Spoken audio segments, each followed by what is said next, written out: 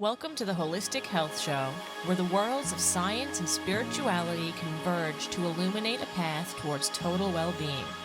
Join us as we embark on a journey to bridge the gap between Western medicine and complementary therapies, offering you a roadmap to embrace a proactive, holistic approach to your health. It's time to empower yourself with choices that nurture your body, mind, and soul. Welcome to a world of infinite possibilities for your optimal health.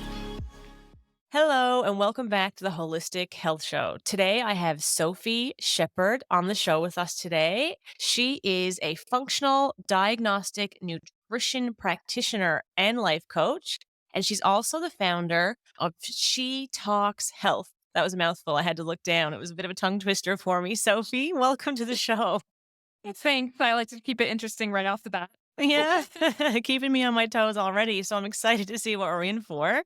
Today, we're going to be talking a bit about period health, um, which, is something that I can talk to as a woman. So I'm excited to kind of hear all about what it is you have to say about what's a normal period. And I'm happy to share my experiences and kind of the experiences that I've had growing up around becoming a woman and then, progressing through life with, those monthly cycles and what they look like. So I'd love for you to start just by telling us a little bit about you, a little bit about what you do and why period health. So let's back up with, I guess, a little bit more about me and why I do this. I do this work because I too had pretty awful periods and I had autoimmune disease by the time I was 22. It's really early to have autoimmune disease. I had IBS, which is irritable bowel syndrome. I just had all the things. My hair was falling out. I was overweight. I was bloated, had every gut issue you could think of, and just Wow. so exhausted. And this was throughout high school into college. I was the girl with the gut issues. It was like super Mm, embarrassing. I was always running to the bathroom and never knew what would trigger me. And then after a long time, that kind of spiraled into, the autoimmune disease with my thyroid. It's called Hashimoto's thyroiditis. I was in, an abusive relationship. There was a lot of stress. I didn't have a lot of tools. I didn't know anything about mind body connection, holistic health, nothing. I really didn't have anything on board. And so, yeah, I sought the help of Western medicine and I got thrown a lot of medications, which can be mm, helpful for some people, but it wasn't enough for me. And when I went back, because I figured, oh, I just need more medication, probably just need a higher prescription. My doctor quite literally said, like, there's nothing more I can do for you. Stop making it so complicated. wow. Essentially, get out of my office. Like, there was nothing else. Wow. So there I was, 22, looked and felt like I was 80 years old. And I went on a journey and Mm, I didn't really know what I was looking for. I just knew that it wasn't right to feel this way. yeah. And so I got lucky. And within 6 months, I had found what's called a functional medicine doctor who does a more root cause approach. And he sat with me and he actually listened to Yeah. what I had to say and It's told me, amazing. That's all you need is someone who will listen and actually, treat you. I can totally relate to what you're "Mhm, saying. I too have autoimmune diseases, and I was undiagnosed until my late 20s, mm, and I was very ill. And I was misdiagnosed multiple times with a lot of mental illnesses. And when it came down to being diagnosed with borderline personality disorder, that I thought, "Oh my," it was a big smack in the face. I don't know if you know much about mm, borderline personality disorder, but it's a big diagnosis to be given, and it's a yeah, lot to manage. But I thought, "Okay, well, I have something. This is the next new thing that I have to try and manage," and it just didn't sit right. So I too went on a journey, and mm, I didn't know what I was looking for, but like you, I knew that I was not well, and I knew it was not normal to feel the way I was feeling. And I really believed that I was not, somebody who was experiencing borderline personality disorder, and I ended up having celiac disease. It was my gut. mm." So I Oh my what you're saying gosh. really resonates with me, and it was life-changing for me and everyone close to me because, being diagnosed with mental illnesses, that impacts everyone around you Oh, in a very absolutely. severe way because I quite literally had to be looked after in a lot of emotional and mental ways, Mm, for what I was experiencing. And a year after I went completely gluten free, I can honestly say I was a different person, and I think most people around me would agree. So, yeah, just a little bit about Wow. that. So I really understand is what, this is why I'm sharing Mhm. this. I really understand how you felt and to Yeah, have a doctor not listen to you. My repeatedly. doctor at the time, I had 2 experiences of doctors really not listening to me in Western medicine. And one was first when I first started having my periods. My periods are debilitating, and I was Mhm. 12, so it was scary. And I Yeah. get severe pain, and it causes me to faint because the pain is so severe and it's not well managed with medication, with painkillers. Mhm. And the doctor said, "Well, this is normal." And my mother said, "Well, it's not because this doesn't Good happen for to your us." mom. But yeah, so we found a female doctor after that who was more open to the conversation. And then when I was trying to discover why am I so ill, why is my mental health so poor? Why is my hair falling out? Why have I lost 20 pounds in the last month? And I am now like I couldn't get out of bed. And my doctor told me that she thought I was lacking vitamins Hmm. as somebody in their mid-20s. And I said, Wow. "I'm not 30. My hair is falling out. I'm not low in vitamin B." you know? So Yeah. anyway, I've digressed there because I just really wanted you to understand how much I can relate. So Yeah. I'd love for you to share more. And I get It's that Western medicine does fail us a lot. Like you said, yeah. it's important. I eventually was diagnosed as well with Graves' disease and went on I medication was for just that. gonna ask if it was Mm. grapes. Yeah, Yeah. the weight And loss. yeah, so I went on medication for that, and I had a wonderful endocrinologist who said to me, this is the treatment plan, and this is what we have to do. And I said, "Perfect, Mhm. I'm going to do that," because I showed up at the hospital thinking I was going to have a heart attack. I was approaching what's called thyroid storm. So I said, "Whatever you're going to give me, I'm going to do because I feel like I'm dying." But I also said, "There are things in my life that I follow holistically that I want to do. So would you please work with me Mm. in supporting that? I want to come off this medication within 6 months if I can, not the 18 months that you're recommending." And I did, and she was so open to supporting me in that, and that Mhm. was wonderful. Oh, So, wow. yeah, so I'm excited for this Wow. conversation. I'm excited that you've embraced that and it's Ooh, worked for you, and I'd love for you to share a little more. Thank you so yeah, much. there's so much in there too. Like I've had thyroid storm, which is terrifying, so we Yeah. have basically for the audience who may not have heard of Graves and Hashimoto's, they're autoimmune disease on either end. So Graves makes your thyroid hyperactive, which can feel like you're going to have a heart attack, panic attacks, sleeplessness, anxiety, and rapid weight loss. Whereas Yeah. hypothyroidism and Hashimoto's is the exact opposite. You gain a lot of weight, you feel more depressed, sluggish, constipated, that kind of stuff. But you can also swap back and forth, which is terrifying. And Yeah. I've been there, and oh, I'm so glad that your doctor was, like, willing to work with you because there's so many horror stories of we're having Graves and having to do radioactive things and not working, and then no one knows what the next step is. So I'm so glad, A, that you found someone, but also the big thing, like, I was on another podcast on Friday, and I think the thing that we share in common is that we were very clear about what we were going to do.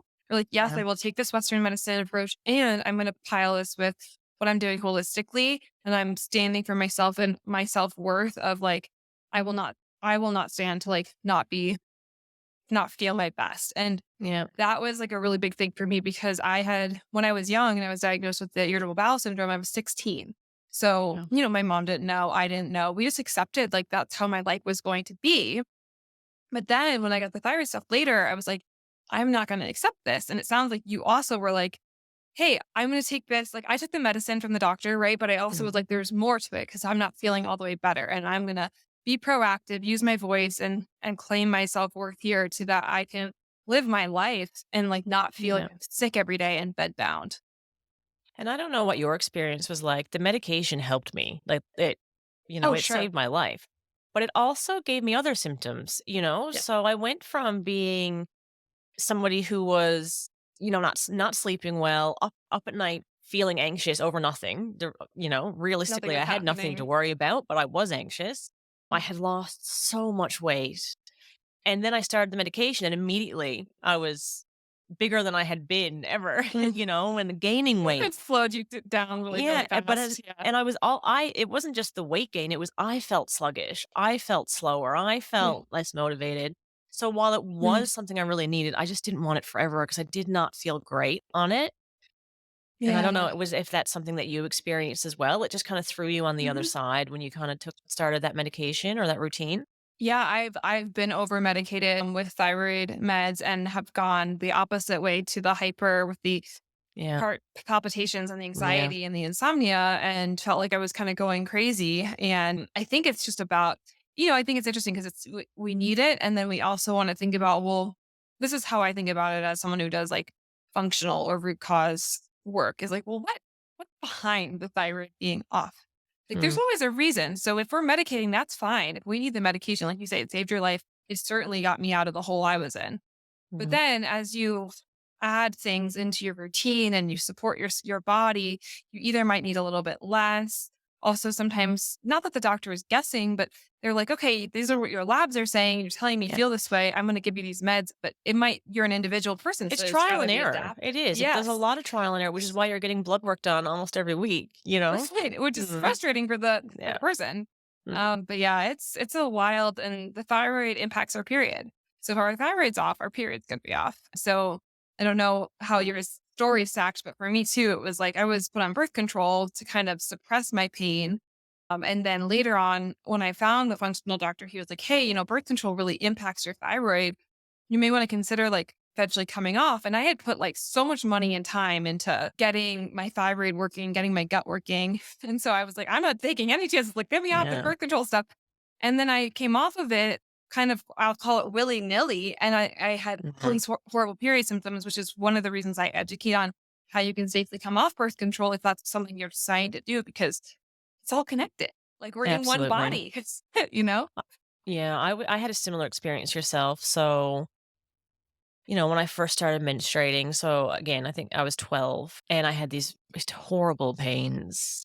Mm. And every month, I would spend nearly a week off school and, right through from year 6 up until the pain stopped.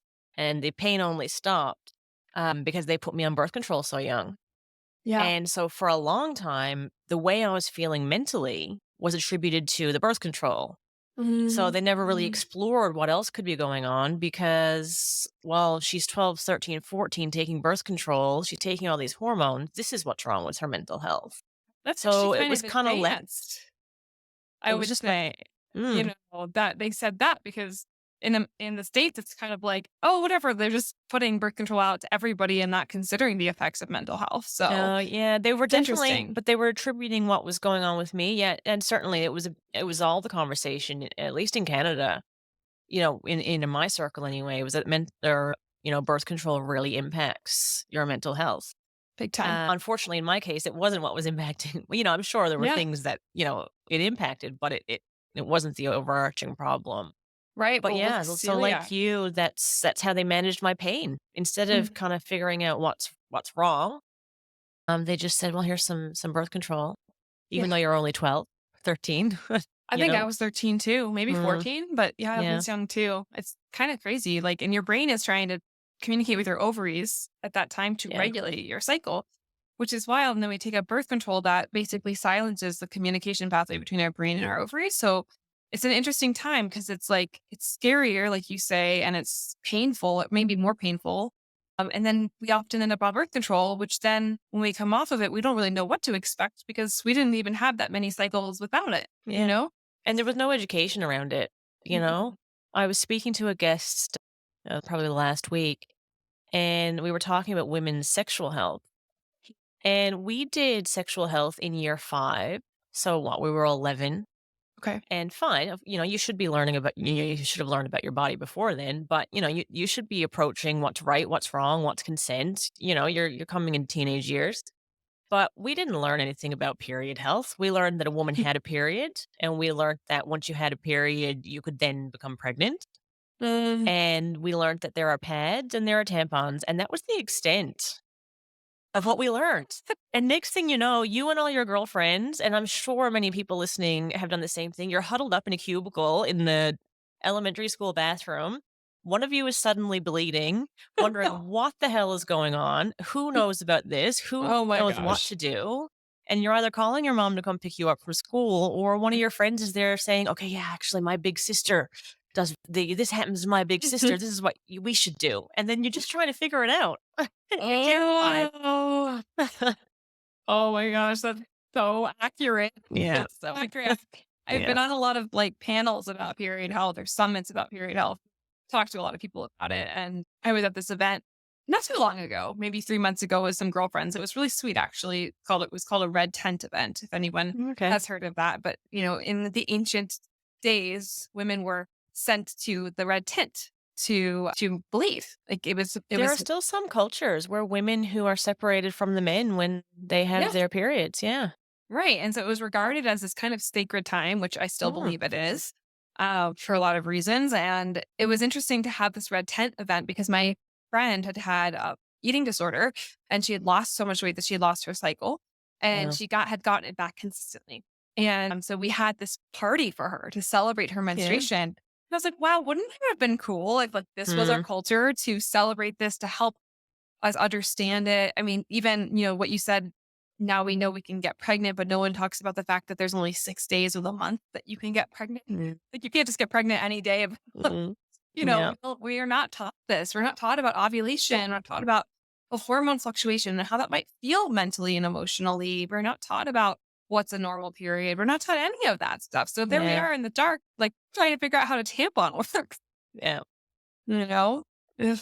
And Yeah. even just the different stages of your cycle, I was well into adulthood before I learned to understand that, yeah, I'm a bit cranky a few days before, but there's also this time about 2 weeks prior, or 2 weeks after, depending on how long your cycle is and what end you are in that, where I just want to eat everything and I don't have any motivation. And, I have one night every month. It is the same night in my cycle that I do not sleep. I don't. And I know exactly how many days from that night my period's going to come. But it wasn't Wow. until well into my adulthood and really getting involved in my health holistically that I understood that, hey, it's not just no period and bleeding. There's a whole lot of other stuff going on in there.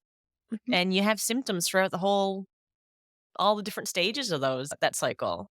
You have symptoms, Mm-hmm. you have different needs. That's another Mm-hmm. thing. We are so programmed to think we need the same thing every single day because our culture is driven around men and we love our men. I'm not saying anything bad Mm-hmm. about them, but that's how everything's been created. But the thing is that their hormones reset every 24 hours because they have one. I mean, they have a Yeah. little bit of the other ones, but Yeah. it's testosterone, right? It's like they have Yeah. that. It peaks in the morning. It has a slow and there we go every single day. Whereas we are in literally different metabolic. Mm, Our brains change during our whole month.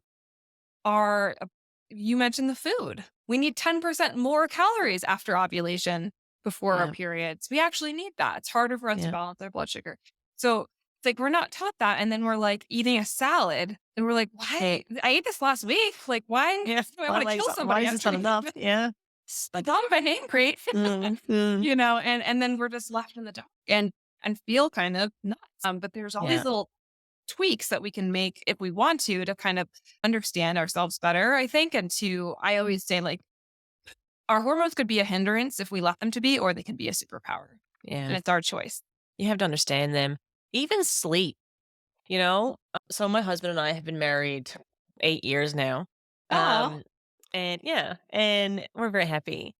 And, so it wasn't, and we were together a long time before we lived together. We were actually married for more than a year before we ever lived together. oh wow. Yeah. So he never had a lot of experience with periods, Mm, He has mhm, sisters, but they don't talk about it with him and, other girlfriends and things like this. But when he never lived with a girl who, A, had terrible periods and, that mm, was really open to talking to him about it. So, one day he looks at me and he's just like, gosh, you're sleeping so much, and I look at him and I'm like, go look it up. I actually need more sleep than you. I'm like, I'm not you lazy, do and he as a wasn't woman. being rude to me. He was just, it was a comment because I was Yeah. exhausted and but you've been asleep all night and, you're saying you're sleeping well. and he can sleep on a lot less than I can. And, this is Same, my different from husband. person to person, but gender to gender, there's also a big difference on how much sleep we need in comparison to men. And I Yeah. said to him, I said, "You sit down and you think about what my body is doing and what yours is not." And so he did. And he kind of went, "Oh," and he hasn't mentioned how much I sleep since. Yeah, But I know it's wild. Like they don't really. My husband can run on like less than 6 hours of sleep. If I do yeah, that, I'm like a nutcase. I like I'm a can't. 9 hour a night girl. Yeah, I need it, and Yeah. especially with thyroid stuff. We need more sleep with Yeah. thyroid stuff, and it has been shown that women need more sleep as well. Yeah. We're dealing with more. We just are. Mm, I mean, we're just our hormones are changing, our needs are changing, and that's yeah. not again anything against men. It's just that we're different, and we're not educated that we're different. Yeah. Yeah, You and know. that's what I was getting at. It's just, I wish men were more educated, and I've made it my point actually, not to make people feel uncomfortable, but myself and my girlfriends, we have more open conversation, instead of Mhm. saying, "You don't look like you're feeling well today," instead of saying, "Oh yeah, I'm sick." Well, I'm not sick. I'm No, on I my just my period. period. Mhm.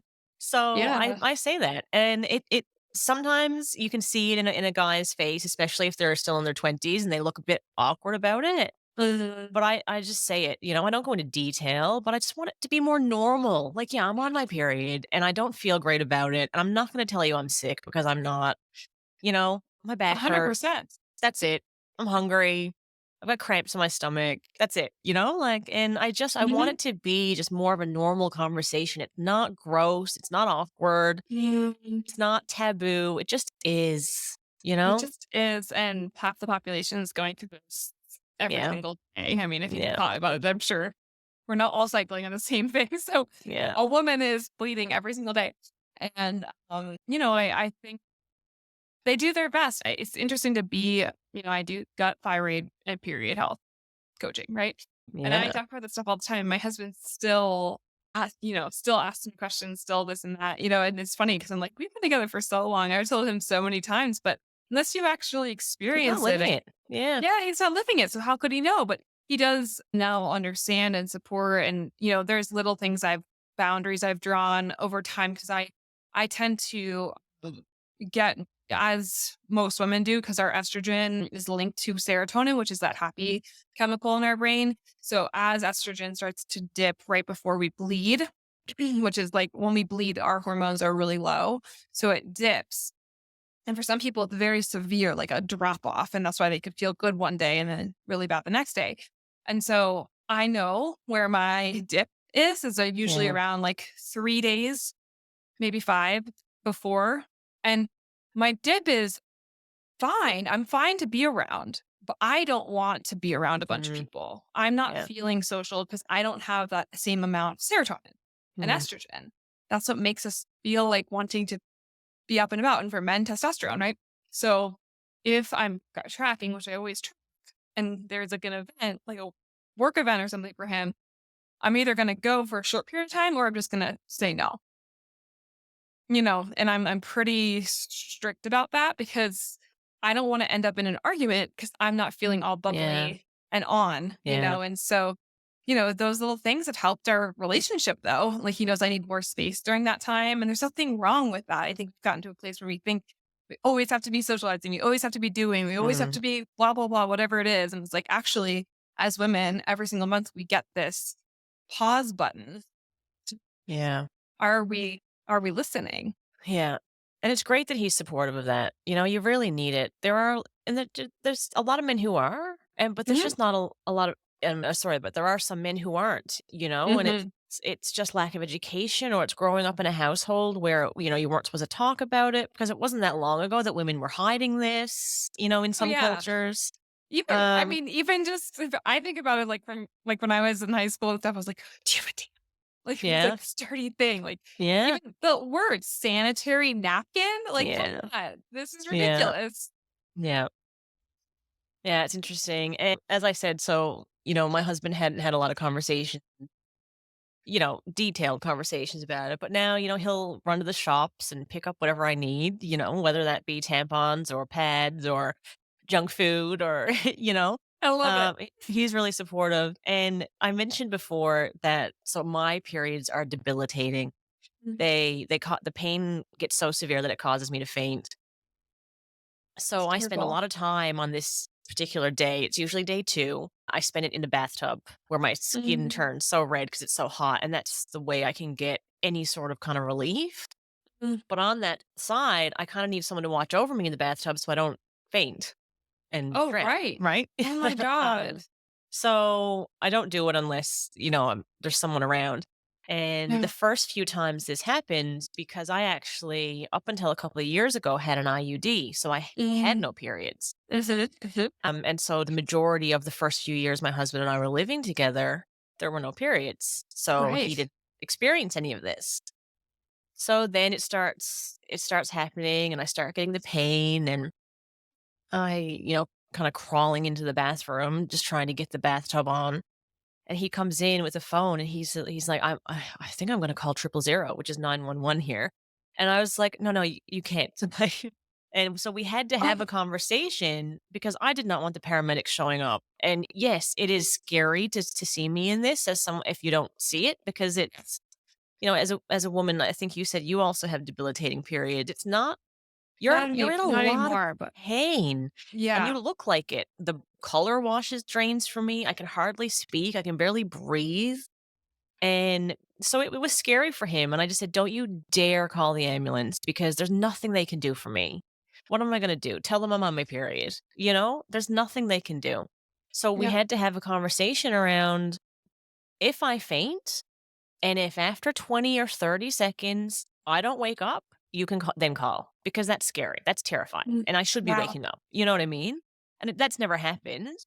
But we had to set some boundaries around this because it was really a lot for him to kind of take in. And I said, look, this just happens. And now he's so gentle. And if he starts to notice that I'm walking, like, because my lower back gets bad, he's immediately there with the tablets. Like, you need to take these. I can see what's happening. And he's Oh, so so beautiful and sweet. supportive. But initially, he was like, "What the fuck is going on? Like, I need to get her an ambulance." Yeah. And, Yeah. if there was just more conversation about periods are not just women are now bleeding, there's a lot more going on than, men can even be prepared to support us in that, Mm, mhm. right? Yeah, absolutely. They can be our support system, and Mm, I think also just the education on, yeah, like we said in the beginning, like what's normal, what's not, how to screen for a kind of normal amount of pain or the blood color, yeah. emotions. I think we like taught, oh yeah, like I've heard from so many clients, they're like, oh yeah, like I had debilitating periods. I went to the ambulance, like they did the ambulance thing, and they were just like, oh yeah, that's just how it is. You're just a woman. And I'm like, Mm, no, that's not. yeah. That's actually a sign there's something off. There's something wrong. There's either a growth or pelvic tilt or too much estrogen or too much inflammation. There's something going on. And we're not told that. Like, we're not Yeah. told that. But it's this like thing that happens every month in a woman's Mm, body. So I mean, it's like a crazy disconnect. yeah. Because I have some friends who, they get a little bit irritated and they have Mhm. minor cramping, but they don't even need to take any like painkillers for it. They still go to work, they still go to the gym, and I'm thinking, my gosh, that is the total opposite of what I'm experiencing. So, Sophie, can you kind of, how do you evaluate this? How do you know what's just a bad month?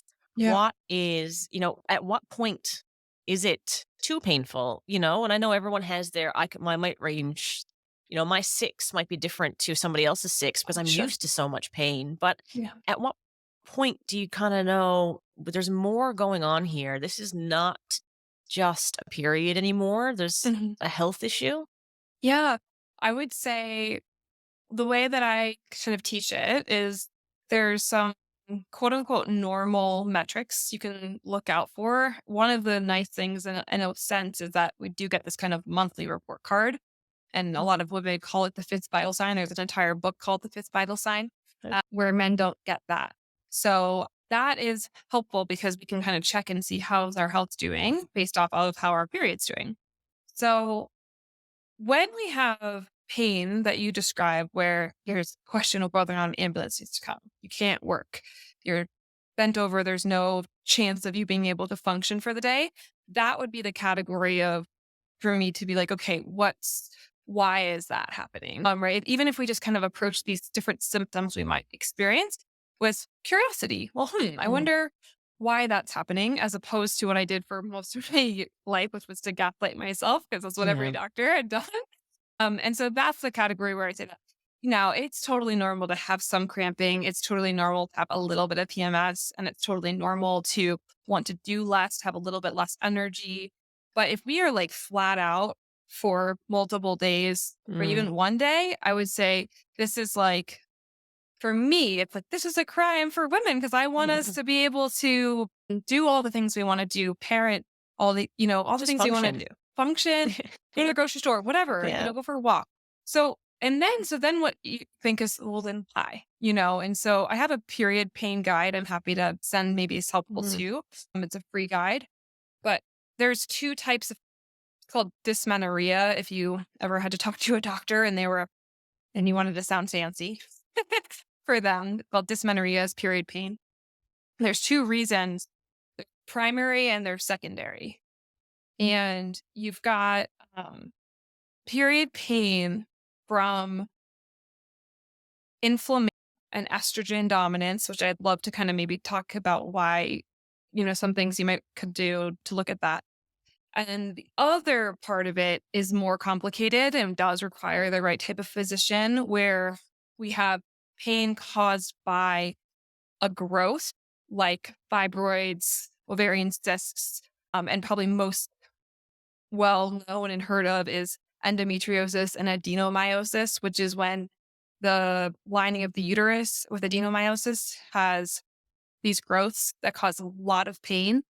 And with endometriosis, it can be in the uterus, but it can also be in any organ. They found endo in every organ of the body. So those are Oh, wow. more diagnosed things. And the reason I say they're kind of in a different category is not that the diet and lifestyle things that I could maybe talk about in a second if it's helpful couldn't help those, because they can.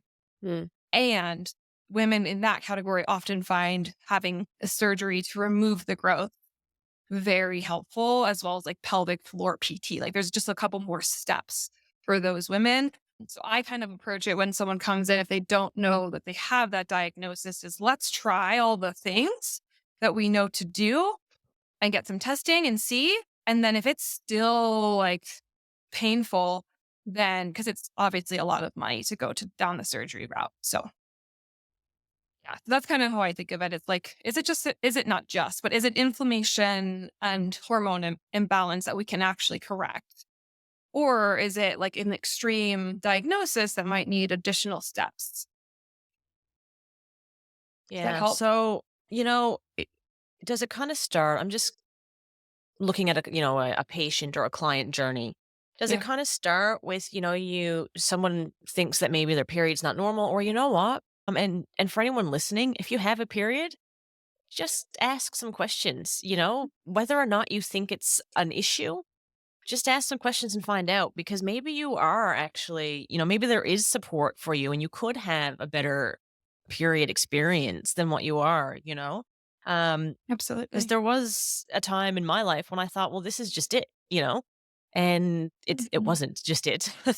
Yeah. So I guess what I'm trying to get at is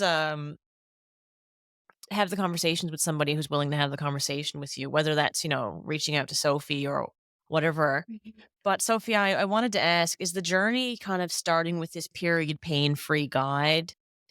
Not Hmm. period pain free, but period pain, the free guide that you have. Is that kind of where somebody could start to kind of do a self evaluation and look a Mhm. little bit deeper, at least start thinking about what their period looks like? And then if they did that, what would they then do? Yeah. So in the guide, I call it like my ultimate resource for period pain, with like a pretty big asterisk that I think functional lab, which means like root cause testing, looking at like the gut and the thyroid and why the period is off, is really important. So it's kind of like a holistic approach. There's holistic steps in there to mitigate the pain, but it wouldn't Right. necessarily be like the root cause, if that makes Yeah. sense. Like, so oftentimes we're just kind of band-aiding. And so it's something out there because I just know that women are in pain and I want to get Mm, women out of pain. But also yeah. I hopefully those things would help stop gap. And then if someone wanted to go deeper, they could work with someone like myself to investigate, well, Mm, why is it? Is it that my liver is clogged? Is it that my gut has problems in it that's causing the estrogen to recirculate? Am I low in progesterone? Is my thyroid mess? Like there's a lot of reasons why we could have that Yeah. issue. Well, I think everybody as a start should do this free guide. I mean, why Yeah. not? And I think it's a then great starting place. who, you're in the States. I am. I'm in Yeah. So you're in Colorado, US. awesome. All right. So in Colorado. So and we're gonna link to Sophie's, website and socials and Mhm. that. So you can always reach out to her or have a little look more into that. But Sophie, Yeah. anybody who, I'm in Australia, somebody who wants to walk into an office and sit down and have a real conversation with somebody, uh, who do they look for? What are they Googling? I Mhm. guess. I'm not expecting you to know the Yeah. names of experts here, but if somebody isn't, accessing your resources and walking to your Mhm. office, just who are they looking for to help with this? Yeah. Yeah. So I guess let me also just preface that we do work with people all around the world. I've actually Oh, worked great. with people in Australia before. Oh, okay. All right. Well, um, definitely look at those links then, everyone. yeah, and what I typically do if you can't find someone that you trust or that you know does this, there, one of the things we can also start with is I have like one-off calls that Okay. I can send you the link or people can just shoot me a message on Instagram or something. Yep. That's what I did with this one woman who had actually, she did end up having endometriosis. And so she Oh, needed kind of like, I have all this stuff going on. What do I do? Kind of a triage call. So we can definitely work together in even just like a one-off capacity if it's not part of a larger program. And yeah. if that doesn't sound good, if you're looking, I would look for a naturopathic doctor. Mm-hmm. I would look for I think in Australia, that's typically what I've seen when people have messaged me because my podcast also reaches people in Australia, so I get a lot of, Yeah. "Oh, I worked with a naturopath."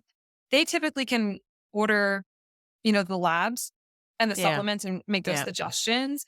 Um, and big key difference with the naturopath is they're a physician, so they will probably only meet with you like that one off, whereas a coach like myself or someone like me is keeping tabs, supporting you throughout. So you just want to Right. make sure you ask the questions too of like, how much support do I get? What if I have a Yeah. question? So I think look for a naturopath, look for someone who's educated in like hormone support, endometriosis, fibroids. Those are kind of keywords. And if not that, then if you're in Canada or you're in Europe, you might find a functional medicine doctor. Don't know if they have those as much in Australia. So functional medicine basically means root cause medicine. Naturopathic medicine is very similar to functional, but they're actually trained as regular doctors. And then they also have like a holistic thing on top. So that's kind of where I would look if my resources don't support or you need someone in person. That would Yeah. be good stuff. I like what you said about a coach, because you can go and get your labs, fine, they can be ordered and then you can get the results. But where do you go from there? And how do you get the support when you're then navigating this next it's a journey, you're Yeah. not diagnosed and then you're cured. And in most Right. cases you're never cured. You're just learning how to manage. I always Mm, say I love my functional medicine doctor in a lot of ways. I attribute him to saving my life. yeah. And also I paid $3,000 to go through that journey alone. Yeah. Kind of told me, okay, here's what's wrong and here's Yeah. what you do. I had so many questions and I was so scared. And so when I thought about going into this industry, I was like, I want to bridge that gap because like it's like what you said about celiacs. I mean, I have so many clients who are gluten sensitive. But Mhm. taking out gluten means taking out bread and pasta. And those are big things for people. Mhm. Like saying it and doing it is two different things. So I just Yeah. think sometimes we need different approaches. And it's important to ask yourself, well, what do I need? Because you might just need the information. Just what do Yeah. you need? And then finding the person that feels like they can help you with that. And even, just staying on the topic of celiac disease, even knowing what it is, I know when I was Mhm. diagnosed and the doctor who diagnosed me, he was lovely. I was so happy to have found him. He was, the only doctor who kind of took me seriously and got me Mhm. what I needed. Um, but after he diagnosed me and he said, this is what you should do, and here's a website for resources, but it stopped there. So as lovely as he was, there was no support. And it took me a long time of doing my own investigation to understand what are the lifelong impacts of celiac disease if I don't stop eating gluten. And because I knew what the immediate ones were, I knew a year after I stopped eating gluten, my symptoms, like my mental health That's symptoms, incredible. were remarkably reduced. And like I said before, I was a different person. So I will never eat gluten intentionally ever Yeah. again, because that is just life changing. Wow. But I didn't know what the lifelong impacts were, So if I had a coach, Mhm. I had realized all of these different things that could happen, causing cancer, more risk of developing cancer if you continue to do this damage to your, Mm. your gut. Well, maybe if I wasn't somebody who had the mental health symptoms, because not everybody does. People with celiac disease have a variety. My sister also has celiac disease, and she has none of the Oh, wow. symptoms I have. No, it Um, can be so gluten yeah, can my impact my every cousin system. actually, she has celiac disease, and I think her issues are more gut related, Mhm. It can be totally really different to mine. So there was no common denominator where we were all yeah. these cousins running around with the same symptoms. We all grew up very different. Well, we grew Mhm. up similarly, very close together actually, but so same environment, but very Wow. different physical aspects and mental aspects. Yeah. Um, yeah, so I guess what I mean is Oh, if wow. you had someone to support you there and actually say, well, this is what will happen if you don't stop eating gluten, and this is how it's impacting your physical body, your Yeah. mental and emotional states, you probably wouldn't cheat or continue just eating Mhm. it because you like it, you know?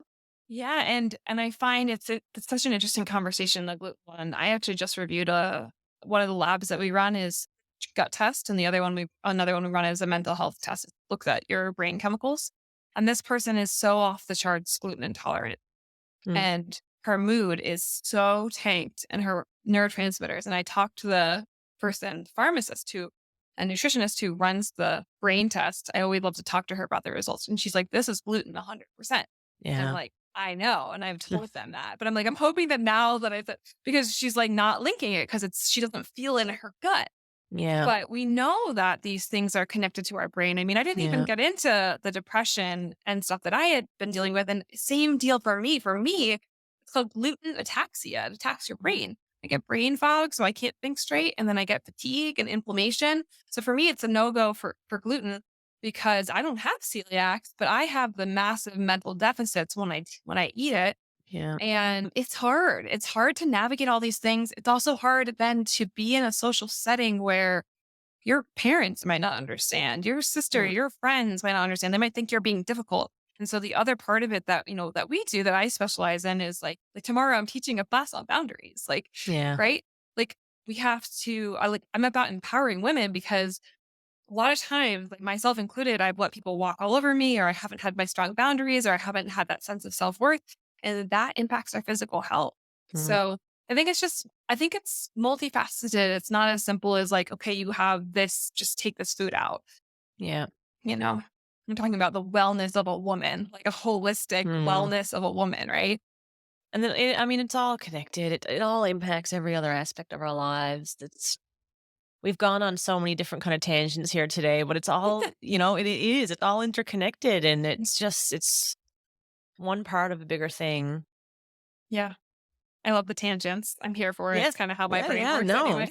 It's been a great conversation. So we talked about the client journey. I kind of threw you off there, was talking about how somebody could find, somebody near them if they wanted to Yeah, connect that's good with too, somebody though. different. But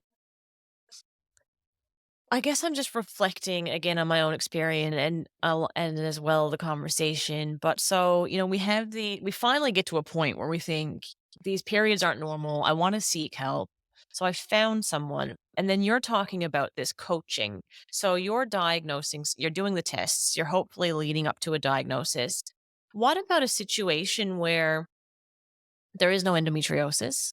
So it's not that, it's not, PCOS or whatever all the other things are. It's not something that you can really attribute to physically. So then what do you do? Are you simultaneously looking for endometriosis and doing blood work, or what? Mm. I'm not a doctor, How long can so this journey be? Do you have women who you just can't figure it out? mm, so I'm not a doctor, so I'm Yeah. not looking to diagnose, and sometimes I Yeah, even okay. tell my clients brazenly. don't Mm. care what your diagnosis is. Not Yeah, okay. really. Like I do Mm. care because I want them to know I care about them. Yeah. But more, I'm looking at the whole picture. Where is their dis-ease and dysfunction? Is it like, look, there's four, as far as I'm concerned, there's really four categories. Nutrient depletions, and that's either your gut isn't absorbing the food or we're not eating the right foods. And that goes into a whole other spiel about the right minerals. I find people are taking random supplements and then because Mm. we're trying to do really good for ourselves. And then we're kind of unintentionally messing things up. So, like, Yeah. for example, I have a client right now who has way too high of calcium and it's causing her period pain. Wow. Okay. And it's not her fault. That's where it's at. But now we know exactly what to do to address it. So mineral depletion and imbalances is huge. Yeah, okay. Toxicity is huge. And not being able to detox. I'm a terrible detoxer. I mean, I Yeah. have everything that you could think of, right, wrong with me. And a lot of it's because I get toxic from the water, the food, everything, and it builds up and then this causes pain and stuff. Gut health is huge. You are a example of this, right? You thought you had bipolar, right, or borderline personality disorder, and it Yeah. was because the gut was being impacted by the gluten. So we Yeah. look at that. And then the other part of it that is missed all the time is the nervous system and our stress response. So I have like at this point, I tried a lot of random things before when I didn't know, but now we have like a system and a process Yeah. because it's always coming down to a combination of those four things from a root cause perspective. And so that's where I say it's not that I don't care that you're diagnosed Yeah. with something, but it's not going to necessarily change how we work because we are looking at let's find the actual reasons and then let's eliminate those reasons and coach you up so that you are thriving. That's our goal Yeah. with every client is they're thriving. So as far as timeline, to answer that question, it kind of depends on what we find and Yeah. how long it's been going on and then factoring in something like autoimmune. So that's where I do care. So, for example, like if someone comes and they have Hashimoto's or Graves or endometriosis, these are more chronic things that take a little bit more time and support, maybe. Whereas someone else who maybe has been a little off for a year and maybe has one or two symptoms, 4 months, right? Like we're going to totally reboot that. Someone like me, maybe a year, maybe 6 months. We start people with 4 or 6 months because, and we try to just assess where they're at and what kind of support they're looking for and how deep they want to go. Um, I've never had someone where we haven't been able to at least get their symptoms to be reduced and better. If not more often than not, what I find is a complete reversal of the Wow. problems. That's very encouraging. Well, that answers my Good. question. Thank you. Um, I think what I want everyone to do is look at your free guide. I'm going to do it. Okay, I'm going to good. do it. Yeah. Good Yeah. place to So, start. for everyone listening, I'm going to get Sophie to send me all of her links so that you can check them out in your own time and have a little look around. And then, Sophie, can they reach out to you if they have questions? Flick Yes, you an please email? do. Yeah, Yeah, you can either absolutely. email me. So my business is She Talks Health. So you can either email me and it's just Sophie at She Talks Health, and I spell Sophie with a PH. But a lot of people just shoot me a voice note or a message on Instagram at She Talks Health, and I'll just talk with you. And then if it feels like I can just send you a free resource, I'll do that. And if it feels like it's more involved, we can always hop on a call, no pressure, and see if it's a fit to work together. But I have a ton of free resources. I have a blog and a podcast and Wow. these freebies. So like I'm just trying to get the word out that there's options for people. Perfect. So I'll link all those in the video description as well. And if you're feeling a little shy or you're not sure, you can reach out to me and I can pass your message along, or you can just comment on the video and we'll make sure it gets to Sophie. So do that. And if you are unsure if your period is normal, or if you feel like it's just not where you want it to be, or you're in pain, absolutely start looking at some of these resources that Sophie has provided if you're not ready to reach out yet. But it doesn't have to be uncomfortable and debilitating like mine is. There is help, and I hope that you have some support. And if you don't, feel free to reach out to Sophie or I.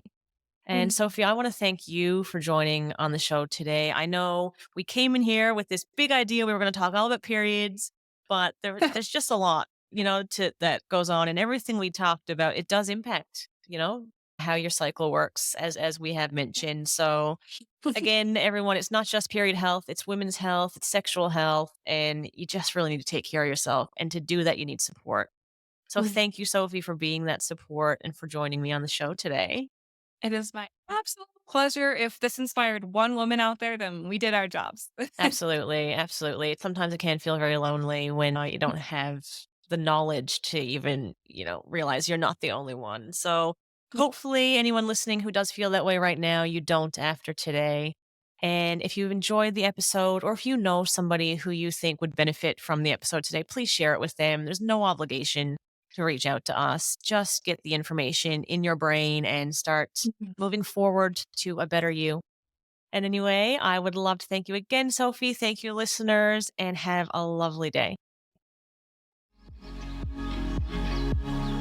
Thanks for joining me on the Holistic Health Show. If you enjoyed the episode, subscribe now and get ready to embark on an incredible journey toward holistic wellness. Until next time, be well and stay holistic.